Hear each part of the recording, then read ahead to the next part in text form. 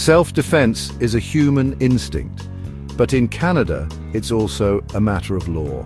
Whether you're being threatened, attacked, or protecting your home, there are specific legal rules that define when you can use force and how much. Let's break down what's allowed, what isn't, and how real-life situations are judged.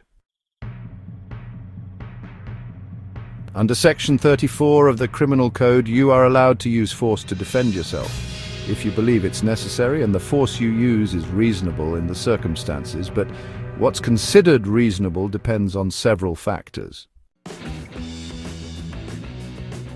If someone physically attacks you, say punches or pushes you, you can use force to defend yourself, but you can't escalate the situation. For example, if someone slaps you, you can't respond with a weapon unless you believe your life is in danger. The number of assailants, your physical condition, and whether you could have safely escaped all matter. If you're cornered by multiple attackers, a higher level of force may be justified. But what if someone just threatens you with words? In most cases, verbal threats alone are not enough to justify physical force. But if the threat is immediate and the person looks like they're about to act, the law may see it differently. If someone breaks into your home, you are allowed to defend yourself and others inside. The law recognizes the right to defend your dwelling, but again, force must be reasonable. If the intruder is armed or aggressive, you can use more force, but if they're simply fleeing or unarmed, using deadly force could be seen as excessive. You're not allowed to use serious force just to protect property, like a bike or a car.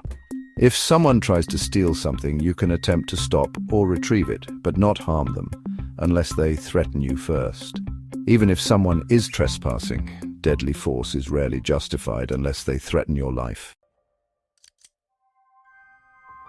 Using a weapon in self-defense adds serious legal risk. If you use a knife, bat, or gun, the court will ask, was that level of force necessary to stop the threat? And remember, if you start the fight, you lose the protection of self-defense unless you withdraw and are attacked again. Every self-defense case is unique. Courts look at the entire context.